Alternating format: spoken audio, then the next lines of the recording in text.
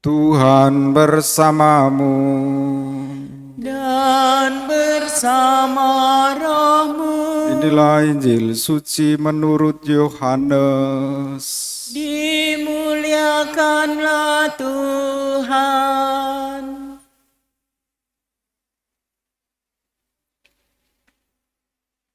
Sekali beristiwa, Yesus berdiri di tempat ia membaptis orang di sungai Yordan bersama dengan 2 orang muridnya.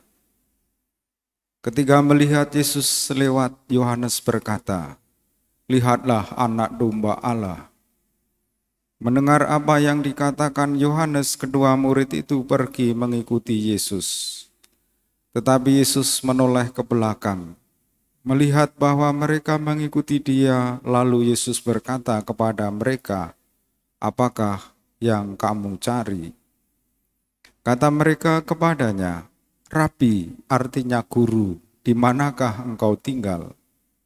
Yesus berkata kepada mereka, "Marilah dan kamu akan melihatnya." Mereka pun datang dan melihat di mana Yesus tinggal, dan hari itu mereka tinggal bersama-sama dengan dia. Waktu itu kira-kira pukul 4. Salah seorang dari kedua murid yang mendengar perkataan Yohanes lalu mengikuti Yesus adalah Andreas, saudara Simon Petrus. Andreas mula-mula bertemu dengan Simon saudaranya dan ia berkata kepadanya, "Kami telah menemukan Mesias," artinya Kristus. Lalu Andreas membawa Simon kepada Yohanes. Lalu Andreas membawa Simon kepada Yesus.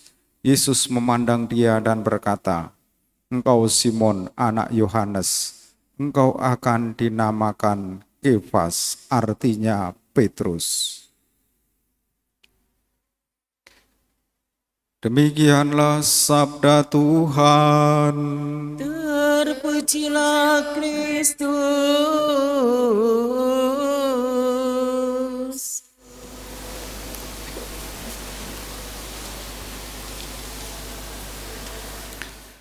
Umat Allah yang terkasih, adalah kenyataan bahwa manusia mengalami situasi buruk, entah penyakit, kemiskinan, kegagalan, ataupun dosa manusia. Tetapi semua situasi buruk manusia, teristimewa dosa yang tidak kelihatan tetapi daya rusaknya menghancurkan kita, dapat dikalahkan oleh iman kita kepada Yesus. Begitulah kesaksian yang kita dengar dari bacaan pertama tadi. Kalau kita merasa tidak dikasihi Allah, merasa hidup ini berat, kalau kita mau jujur, sebenarnya kita sedang malas.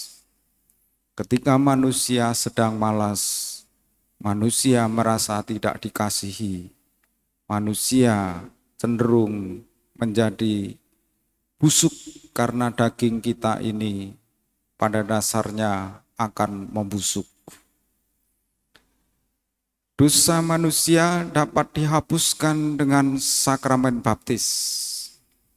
Dan 2 orang saudara-saudari kita dengan menerima sakramen baptis, dosa asalnya dan dosa pribadinya dihapuskan. Dia menjadi suci. Tetapi karena kedagingan kita dalam hidup nanti pasti akan jatuh ke dalam dosa. Tetapi dosa selalu dapat diampuni, maka gereja menyediakan sakramen tobat atau sakramen rekonsiliasi atau sakramen pengampunan dosa. Kalian atau kita semua yang dibaptis harus punya pengalaman dikasihi oleh Allah, punya pengalaman berjumpa dengan Allah seperti 2 murid Yohanes, Andreas dan Simon. Yohanes memperkenalkan kepada dua teman lainnya sebagai anak, kepada Yesus sebagai anak domba. Lihatlah anak domba Allah. Dalam perjanjian lama, anak domba Allah adalah kurban persembahan yang harus dipersembahkan dalam ibadat suci sebagai penebusan atau sarana ibadat kepada Allah. Tetapi anak domba Allah itu sekarang diperkenalkan kepada para murid sebagai Yesus Kristus. Yesus Kristuslah anak domba Allah, Dia yang menghapus dosa dunia. Maka penting dalam Injil Yohanes antara melihat dan percaya. Orang yang melihat harus percaya, dan orang yang percaya akan diubah hidupnya. Seperti nama yang diubah oleh Yesus kepada Simon menjadi Petrus adalah juga nama baru, berarti semangat baru. Kita tahu dalam sejarah gereja, Petrus menjadi batu karang, menjadi paus pertama, menjadi dasar gereja, dan kuasa maut tidak menguasai gereja lagi.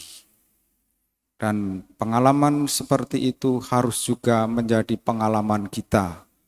Pengalaman dikasih Allah, pengalaman diampuni oleh Allah.